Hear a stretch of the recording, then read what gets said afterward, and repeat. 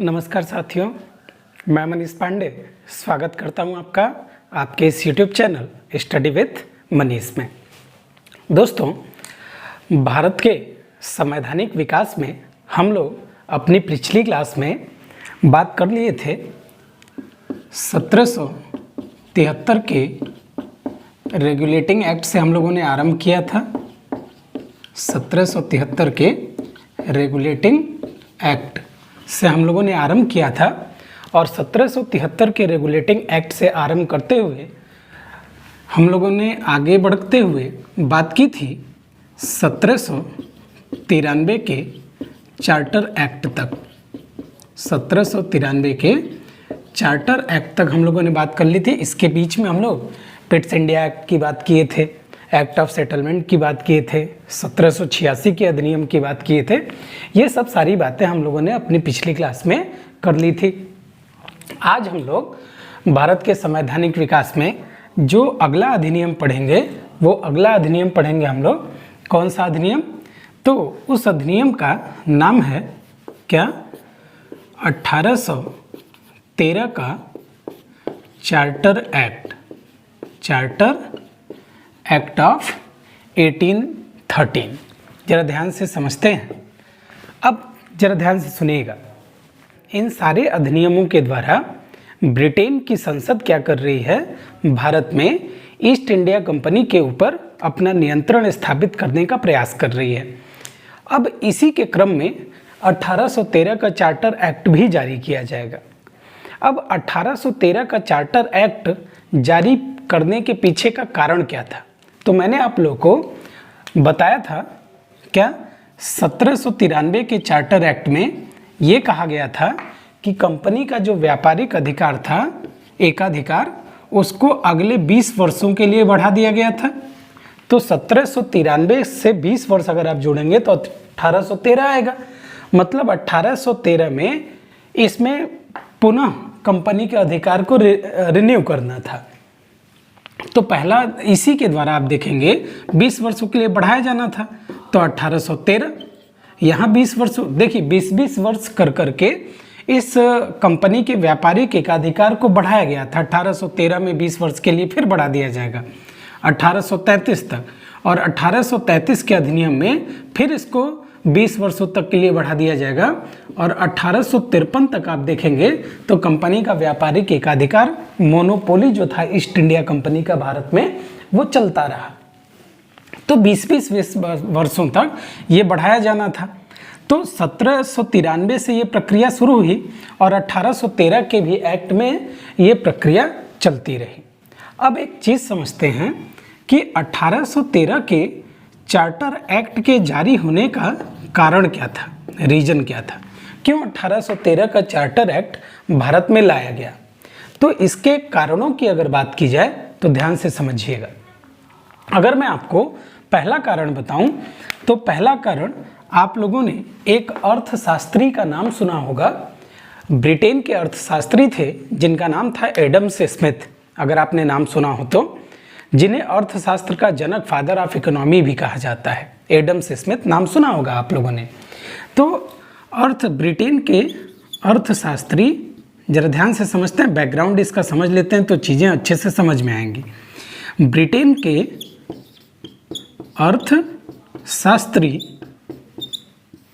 Adam Smith ने England में एक थियरी पेश की, एक सिद्धांत दिया था उन्होंने, जिस सिद्धांत का नाम था व्यक्तिगत सिद्धांत। जिस सिद्धांत का नाम था क्या था? व्यक्तिगत सिद्धांत। और इस सिद्धांत के तहत इन्होंने कहा था कि व्यापार में कभी भी मोनोपोली नहीं होनी चाहिए, व्यापार में कभी भी एकाधिकार नहीं होना चाहिए।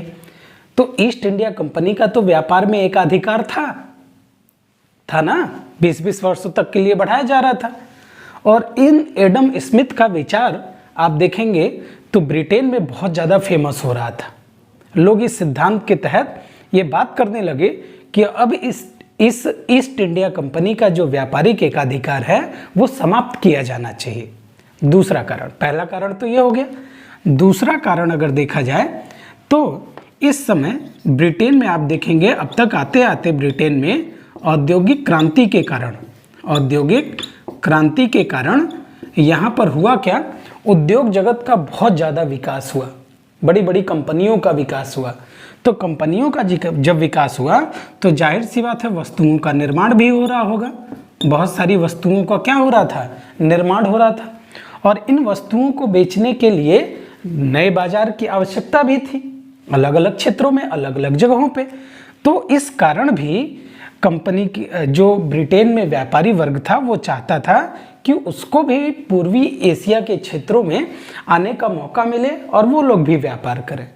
लेकिन ईस्ट इंडिया कंपनी ये चाहेगी क्या, ईस्ट इंडिया कंपनी कभी नहीं चाहेगी, क्योंकि ईस्ट इंडिया कंपनी तो चाह रही है उसका व्यापारिक एकाधिकार बना रहे। चलिए आगे बढ़ते हैं जरा। तीसरा कारण क्या रहा, तीसरा कारण रहा दोस्तों, ध्यान से सुनिएगा। अच्छा एक बात बताइए, भारत में ब्रिटेन है ईस्ट इंडिया कंपनी के रूप में, और भारत में यूरोप का एक और देश था जिस देश का नाम क्या था, फ्रांस। बताया हुआ मैंने आप लोगों को, आधुनिक भारत के इतिहास में चैप्टर पढ़िएगा, फ्रांस भी भारत में है।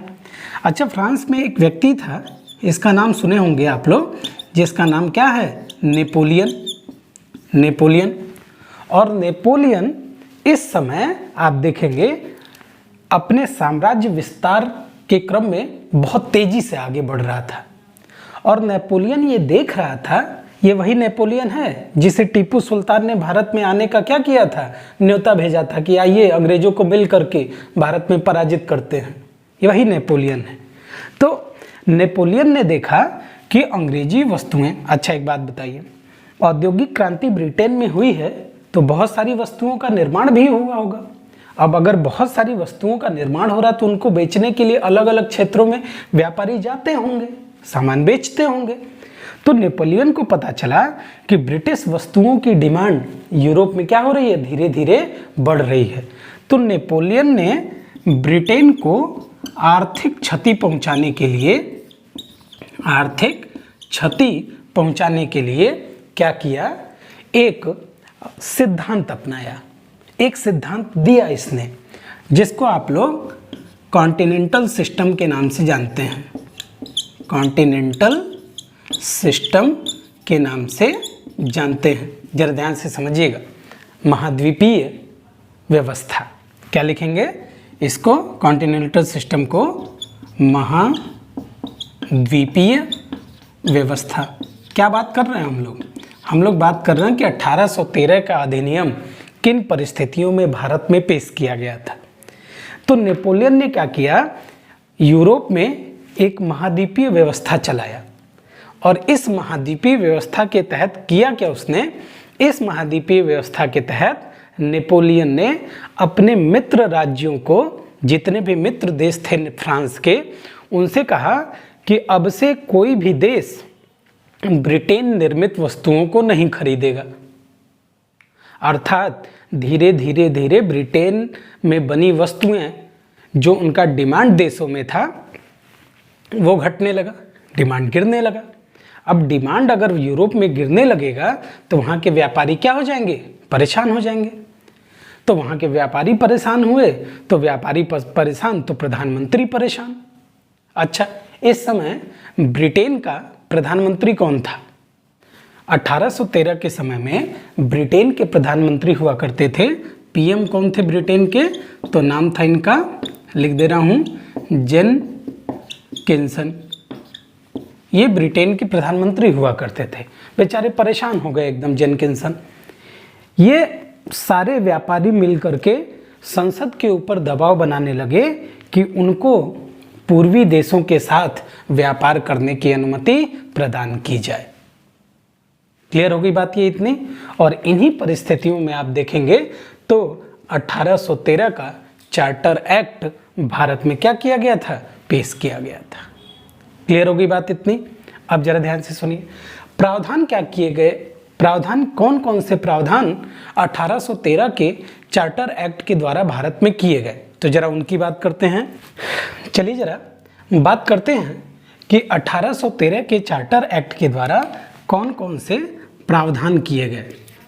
आखिर कौन कौन से प्रावधान 1813 के चार्टर एक्ट के द्वारा भारत में किए गए, जरा देखते हैं। तो 1813 के चार्टर एक्ट में पहला प्रावधान तो मैंने आप लोग को बता ही दिया। पहला प्रावधान था कि ईस्ट इंडिया कंपनी का जो आप देखेंगे भारत में कार्यकाल था उसको 20 वर्षों के लिए क्या कर दिया गया, बढ़ा दिया गया, कार्यकाल बढ़ा दिया गया कि ठीक है ईस्ट इंडिया कंपनी भारत में रहेगी और व्यापार करेगी। पहला प्रावधान ईस्ट इंडिया कंपनी के ऊपर क्या किया गया 1813 के चार्टर एक्ट में, तो जरा ध्यान से देखते हैं। पहला प्रावधान ये किया गया, कहा गया कि ईस्ट इंडिया कंपनी का व्यापारिक एकाधिकार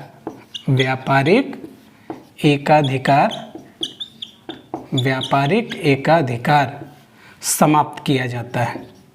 व्यापारिक एकाधिकार समाप्त किया जाता है, पहला पॉइंट, और बहुत ही इंटरेस्टिंग पॉइंट है ये।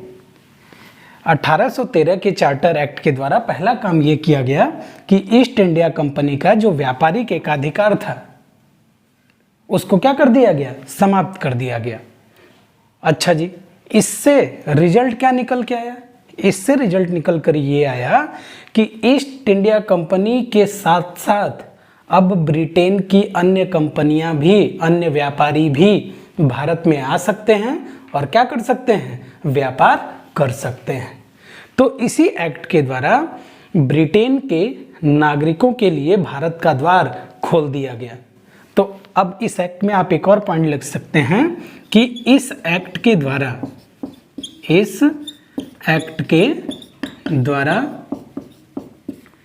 ब्रिटेन के अन्य व्यापारी भी,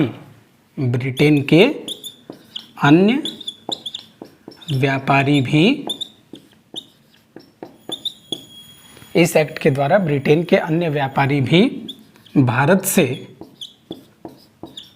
व्यापार करने में सक्षम हो गए। क्लियर हो गई बात? सक्षम हो गए मतलब अब अन्य व्यापारी भी भारत आएंगे और भारत आकर के क्या करेंगे, व्यापार करेंगे। अच्छा, एक प्रावधान ये भी था, एक प्रावधान और था इस एक्ट में। इसी में एक प्रावधान और है, वो क्या था कि चीन और चाय, ये दो चीजें थी। क्या? चीन और, दूसरा पॉइंट क्या लिखेंगे, चीन और चाय के व्यापार में, चीन और चाय के व्यापार में ईस्ट इंडिया कंपनी का एकाधिकार, ईस्ट इंडिया कंपनी का एकाधिकार बना रहा। कहा यह गया कि भारत में जो चाय और चीन के साथ व्यापार होता है, तो चाय और चीन के साथ जो व्यापार ईस्ट इंडिया कंपनी करती थी वो पहले की तरह करती रहेगी। तो अब ये ईस्ट इंडिया कंपनी भारत में करेगी क्या? ये आरंभ में 31 दिसंबर 1600 ईस्वी को जब ये कंपनी बनी और 1726 का चार्टर एक्ट बना, तो या 1600 ईस्वी का चार्टर एक्ट बना, तो यही तो कहा गया था कि कंपनी भारत में जाएगी और भारत में जाकर के क्या करेगी, व्यापार करेगी। और ये एक्ट क्या कहता है? ये एक्ट कहता है कि कंपनी का व्यापारिक एकाधिकार क्या कर दिया जाएगा, समाप्त कर दिया जाएगा। तो कंपनी भारत में करेगी क्या? तो कहा गया कि कंपनी भारत में प्रशासनिक कार्य करेगी, प्रशासन संबंधी कार्य करेगी। कौन? East India company. क्लियर हो गया? क्योंकि आप देखेंगे, मैंने बताया हुआ आप लोगों को कि लॉर्ड वेलेस्ली जब भारत आता है, तो लॉर्ड वेलेस्ली भारत आने के बाद उसने भारत में सहायक संधि प्रणाली लागू की। और जब लॉर्ड वेलेस्ली ने सहायक संधि प्रणाली भारत में लागू की, तो सहायक संधि प्रणाली के तहत उसने बहुत बड़े भारतीय क्षेत्रों को ब्रिटिश आधिपत्य के क्षेत्र में शामिल कर दिया। इनका व्यापार, इनका क्षेत्र भारत में बहुत तेजी से आगे बढ़ा। तो इतने बड़े क्षेत्र पर यही ईस्ट इंडिया कंपनी राजनीतिक कार्य भी करेगी और व्यापारिक कार्य भी करेगी, तो प्रॉब्लम तो होगी। इसीलिए कहा यह गया कि इनका व्यापारिक अधिकार समाप्त करते हैं और इनको केवल और केवल प्रशासनिक कार्य दिया जाएगा। क्लियर हो गई बात? चलिए अब इसके बाद बात करते हैं। इसके बाद दूसरा पॉइंट देखा जाए अगर, तो दूसरा पॉइंट ये कहा गया कि ईस्ट इंडिया कंपनी के शेयर धारकों को, ईस्ट इंडिया कंपनी के शेयर धारकों को, बहुत इंपॉर्टेंट पॉइंट है ये, ईस्ट इंडिया कंपनी के शेयर धारकों को भारतीय राजस्व से 10.5% मुनाफा दिया जाएगा। बहुत इम्पॉर्टेंट है, ये भी भारत को लूटने का एक तरीका था। कहा यह गया कि जो ईस्ट इंडिया कंपनी में जितने भी शेयर धारक हैं, शेयर होल्डर हैं, जिन्होंने शेयर लगा रखा है ईस्ट इंडिया कंपनी में, उनको भारतीय राजस्व से, व्यापार से जो फायदा हो रहा है वो तो हो ही रहा है, प्लस भारतीय राजस्व जो आ रहा है उसमें से क्या किया जाएगा, 10.5% मुनाफा दिया जाएगा। लूट करना शुरू करते हैं किसकी, भारत की। किस एक्ट के माध्यम से, तो याद रखिएगा चार्टर एक्ट 1813 के माध्यम से। क्लियर होगी बात इतनी।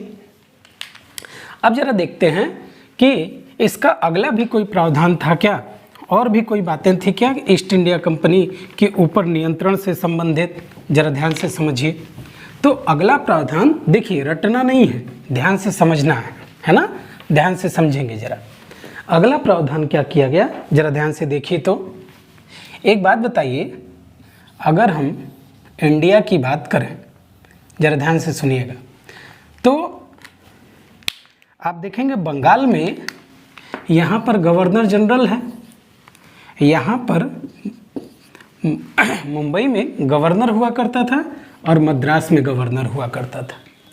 1773 का अधिनियम याद करिए, मैंने आप लोगों को बताया था कि धीरे धीरे इन गवर्नर जनरलों का क्या किया जाने लगा, पावर ट्रांसफ़र किया जाने लगा किसके पास, गवर्नर जनरल के पास। लेकिन इन लोगों के पास अभी भी कानून बनाने का जो अधिकार था वो था, प्रांतीय गवर्नरों को कानून बनाने का अधिकार दिया गया था। तो इस एक्ट के द्वारा अगला पॉइंट क्या कहा गया, ध्यान से समझिएगा, कि प्रांतीय गवर्नर जो विधि बनाएंगे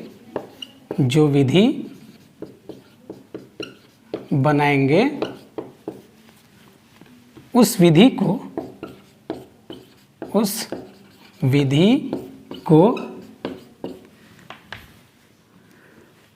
ब्रिटिश संसद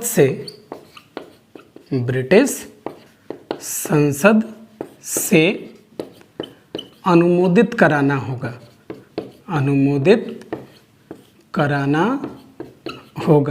बहुत इंपॉर्टेंट है ये, ध्यान से सुनिएगा। क्या कहा गया, इस अधिनियम के द्वारा कहा गया कि अब जो ये गवर्नर जनरल, इनके ऊपर नियंत्रण और ज़्यादा क्या किया जा रहा है, बढ़ाया जा रहा है। किसका नियंत्रण, ब्रिटिश संसद का नियंत्रण। कहा गया कि अब ये प्रांतीय गवर्नर जो भी अधिनियम या कानून बनाएंगे, उनके लिए उसके बनाना तो ठीक है, आप बना लीजिए, लेकिन बनाने के बाद आपको किससे अनुमति लेनी होगी, ब्रिटिश संसद से अनुमति लेनी होगी। बताइए, ब्रिटिश संसद से अनुमति लेनी होगी। क्लियर हो गई बात। अगला पॉइंट देखिए जरा। अगला पॉइंट ये कहा गया इस अधिनियम के द्वारा कि देखिए, बहुत सारे ब्रिटेन से बहुत सारे लोग आकर के भारत में निवास करते थे।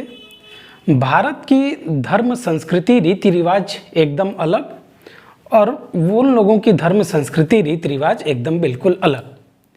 तो कहा यह गया कि जितने भी ईसाई लोग हैं, ध्यान से सुनिएगा, तो कहा यह गया इस एक्ट के द्वारा कि ईसाई मिशनरियों को भारत में धार्मिक प्रचार प्रसार की अनुमति होगी। धार्मिक प्रचार प्रसार की अनुमति होगी। मतलब अब ये भारत में आएंगे और ईसाई धर्म को आगे बढ़ाने का प्रयास करेंगे। और भारत के जो ईसाई हैं वो भी तो मांग कर रहे थे कि उनके भी धर्म के लोग यहाँ पर ज़्यादा से ज़्यादा हों। और इसीलिए आप देखेंगे कलकत्ता में क्या खोला गया। कलकत्ता में आप देखेंगे तो पहला गिरजाघर खोला गया। कहाँ खोला गया था? कलकत्ता में गिरजाघर खोला गया था, जिसमें आप जानते होंगे बिशप कहा जाता है। सबसे जो मुख्य पादरी होता है उसको क्या बोलते हैं? बिशप। और इसके अंडर में 3 अन्य क्या थे? पादरी थे। 3 अन्य इसके अंडर में क्या थे? पादरी थे। तो 1 मुख्य पादरी और 3 अन्य पादरी। तो याद रखिएगा, इसी एक्ट के द्वारा कलकत्ता में पहली बार अंग्रेजों के द्वारा एक गिरजाघर की स्थापना की गई थी। याद रखेंगे इस पॉइंट को। अगर आपसे एक सवाल पूछ दे कि बताइए जरा, जब 1813 का अधिनियम भारत में पेश किया गया तो उस समय बंगाल में गवर्नर जनरल कौन है? तो याद रखिएगा 1813 का जब अधिनियम भारत में आया था तो उस समय बंगाल में गवर्नर जनरल हुआ करते थे। नाम था इनका लॉर्ड मिंटो। क्या नाम था इनका? Lord Minto. चलिए अगली बात क्या कही गई? अगली बहुत इंपॉर्टेंट बात है, अगली देखिए, कंपनी का भारत में क्षेत्र बढ़ रहा है। तो क्षेत्र अगर बढ़ रहा है तो जाहिर सी बात है कंपनी में कर्मचारियों की आवश्यकता होगी। और कंपनी में कर्मचारियों की नियुक्ति कर कौन रहा है? निदेशक मंडल। यही तो प्रशासनिक कार्य बचा है कंपनी के पास। व्यापारिक एकाधिकार तो क्या कर दिया गया? समाप्त कर दिया गया। तो कंपनी के निदेशक मंडल कंपनी के कर्मचारियों के, सिविल सर्वेंट्स की नियुक्ति करते थे। आगे चल के देखेंगे कर्मचारियों की नियुक्ति का प्रावधान भी इनसे छीन लिया जाएगा और भारत में सिविल सेवा की स्थापना की जाएगी। पढ़ाऊंगा आगे मैं आप लोगों को। तो कहने का मतलब ये हुआ कि इस अधिनियम के अब भारत में कंपनी में कर्मचारियों की आवश्यकता है और कर्मचारियों की नियुक्ति कौन कर रहा है? ईस्ट इंडिया कंपनी कर रही है, निदेशक मंडल कर रहा है। तो कहा यह गया कि भाई क्यों ना भारतीय लोगों को भी कंपनी में कार्य पर रखा जाए। लेकिन दिक्कत यह है कंपनी के कार्य अंग्रेजी में, और भारत में लिटरेसी इतनी अच्छी है नहीं, शिक्षा भारत की इतनी अच्छी है नहीं। तो इसीलिए कहा गया इस अधिनियम के द्वारा कि भारत में, ध्यान से समझिएगा क्या कहा गया, भारत में शिक्षा के विकास पर, भारत में शिक्षा के विकास पर प्रति वर्ष 1 लाख रुपए खर्च किया जाएगा। क्लियर होगी बात? मतलब भारत में शिक्षा के विकास पर प्रति वर्ष कितना खर्च करेंगे? 1 लाख रुपए। लेकिन चलिए कम से कम प्रावधान तो आया पहली बार हमें और आपको शिक्षित करने के लिए। किस एक्ट के द्वारा? तो याद रखिएगा 1813 के चार्टर एक्ट के द्वारा। इसमें यह भी कहा गया था कि भारत में साहित्य और विज्ञान, इसमें यह भी कहा गया था इसी एक्ट में कि भारत में भारतीय साहित्य और भारतीय विज्ञान को बढ़ावा देने के लिए कुछ फंड दिया जाएगा। अब कितना फंड दिया जाएगा ये नहीं कहा गया था, लेकिन ये कहा गया था कि भारतीय साहित्य और विज्ञान के विकास के लिए भी हम कुछ फंड देंगे। किस में कहा गया था? तो याद रखिएगा कहा गया था 1813 के चार्टर एक्ट में। क्लियर होगी बात? और भी कोई प्रावधान था क्या इसमें? तो जी हाँ बिल्कुल, और भी प्रावधान थे इसमें। ध्यान से सुनिए, और प्रावधान क्या है अब जरा ध्यान से सुनिए। कहा यह गया इस अधिनियम के द्वारा कि ब्रिटेन के व्यापारी और ब्रिटेन के पढ़े लिखे इंजीनियर जो ब्रिटेन में रहने वाले लोग हैं और वो अगर भारत में आना चाहते हैं तो वो भारत में आकर के रह सकते हैं, प्रॉपर्टी बना सकते हैं, घर खरीद सकते हैं, व्यापार कर सकते हैं। लेकिन भारत में आने के लिए उन्हें निदेशक मंडल या नियंत्रक मंडल से क्या लेना होगा? लाइसेंस लेना होगा। तो इंग्लैंड के व्यापारी, इस अधिनियम के द्वारा ये कहा गया कि इंग्लैंड के व्यापारी व्यापारी एवं इंजीनियर,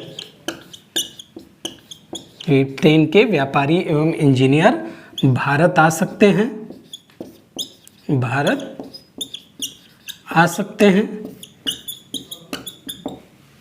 किंतु उन्हें किससे अनुमति लेनी होगी? तो उन्हें अनुमति लेनी होगी, याद रखिएगा, नियंत्रक मंडल से, नियंत्रक मंडल से या फिर निदेशक मंडल से, नियंत्रक मंडल से या फिर निदेशक मंडल से। बिना लाइसेंस के नहीं आ सकते थे, लाइसेंस उनको लेना होगा। तो बिना लाइसेंस, बिना अनुमति के नहीं आ सकते हैं, लाइसेंस लेने की आवश्यकता होगी। तो इंग्लैंड के व्यापारी एवं इंजीनियर भारत आ सकते हैं, किंतु उन्हें नियंत्रक मंडल या फिर निदेशक मंडल से क्या लेना होगा? लाइसेंस लेना होगा। क्लियर होगी बात? तो आप लोगों से एग्जाम में सवाल बनता है कि बताइए किस अधिनियम के द्वारा कंपनी का व्यापारिक एकाधिकार भारत से समाप्त कर दिया गया? तो जब कभी भी व्यापारिक एकाधिकार की बात करेगा तो आप लगाएंगे 1813 का चार्टर एक्ट। और कभी अगर पूछ दे कि बताइए किस अधिनियम के द्वारा भारत में ईस्ट इंडिया कंपनी का अधिकार, व्यापारिक एकाधिकार पूर्णतः समाप्त कर दिया गया। इस एक्ट में तो ये कहा गया था ना कि चाय और चीन के साथ व्यापार बना रहेगा, लेकिन अगला अधिनियम आएगा 1833 का अधिनियम, और 1833 के अधिनियम के द्वारा ये साफ कह दिया जाएगा कि अब ईस्ट इंडिया कंपनी के व्यापारिक एकाधिकार को पूर्णतः समाप्त किया जाता है। क्लियर हो गई बात? ये दो प्रावधान और हैं जो बहुत इंपॉर्टेंट है इस अधिनियम के द्वारा, जरा ध्यान से उनको भी देख लेते हैं। देखिए, रटना नहीं है, एक बार अच्छे से समझ गए तो याद हो जाएंगी सारी। बस स्टार्टिंग से अच्छे से समझते हुए आगे बढ़ना, रटेंगे तो भूल जाएंगे। आराम से एक बार दो बार क्लास को देखिए और समझने का प्रयास करिए। देखिए, जरा ध्यान से सुनिए। अगला प्रावधान ये किया गया इस अधिनियम में, ये कहा गया, एक बात बताइए, ईस्ट इंडिया कंपनी के ऊपर नियंत्रण करना चाहता है कौन? ब्रिटिश क्राउन, ब्रिटेन की संसद, और वो धीरे धीरे अपना नियंत्रण बढ़ा भी रहा है। कंपनी का व्यापारिक एकाधिकार समाप्त कर दिया, लेकिन अभी भी अगर आप देखेंगे तो अभी भी एक बहुत बड़ा कार्य ईस्ट इंडिया कंपनी कर रही है। क्या? तो ईस्ट इंडिया कंपनी अपने प्रशासनिक अधिकारियों, सिविल सेवकों की नियुक्ति स्वयं ईस्ट इंडिया कंपनी कर रही है। और अगर अपने कर्मचारियों की नियुक्ति स्वयं ईस्ट इंडिया कंपनी कर रही है, तो आप एक बात बताइए मुझे, कंपनी के कर्मचारी किसके प्रति वफादार रहेंगे? ईस्ट इंडिया कंपनी के प्रति वफादार रहेंगे कि ब्रिटिश संसद के प्रति? तो जाहिर सी बात है ईस्ट इंडिया कंपनी के प्रति वफादार रहेंगे। तो ब्रिटिश क्राउन क्या सोच रहा है कि धीरे धीरे इस ईस्ट इंडिया कंपनी के कर्मचारियों की नियुक्ति में भी हमें क्या करना चाहिए? सेंधमारी करनी चाहिए। तो यहाँ पर एक प्रावधान लेकर के आएगा 1813 के चार्टर एक्ट में। वो प्रावधान क्या था, जरा ध्यान से देख लेते हैं। इस प्रावधान में ये कहा गया कि governor general, governor general comma प्रांतीय गवर्नर जनरल, प्रांतीय गवर्नर जनरल एवं सेनापति एवं सेनापति की नियुक्ति, सेनापति की नियुक्ति किसके द्वारा की जाएगी? ब्रिटिश सरकार के द्वारा की जाएगी, ब्रिटिश सरकार के द्वारा। बहुत इंपॉर्टेंट एक्ट है ये, याद रखिएगा, ब्रिटिश सरकार के द्वारा की जाएगी। अर्थात अब ब्रिटिश क्राउन इन प्रांतीय गवर्नरों, इस गवर्नर जनरल और आप देखेंगे अंग्रेजों के सेनापति की नियुक्ति स्वयं करेगा। अच्छा, कंपनी से कहा कि कोई बात नहीं, परेशान ना हो। तो इस अगले पॉइंट क्या है कि company, east India company, company सेना के लिए कानून बना सकती थी ये छूट दी गई कि कंपनी सेना के लिए कानून बना सकती है, कंपनी सेना के लिए कानून बना सकती है। ये बात कहा गया किस अधिनियम में? तो 1813 के चार्टर एक्ट में। क्लियर होगी बात दोस्तों? 1813 का जब चार्टर एक्ट भारत में आया दोस्तों, तो 1813 का चार्टर एक्ट जब भारत में आया तो इसके बाद आप देखेंगे कि ब्रिटेन के व्यापारियों के लिए भारत का द्वार खोल दिया गया। और जब भारत का द्वार खोल दिया गया तो भारत में ब्रिटेन की वस्तुओं की बाढ़ आ गई। और आप देखेंगे कि भारत का जो हस्तशिल्प उद्योग था, हाथ से बनने वाली वस्तुएं थी, चीनी मिट्टी के बर्तन हो चाहे कुछ भी हो, वो सारे उद्योग धंधे चौपट हो गए।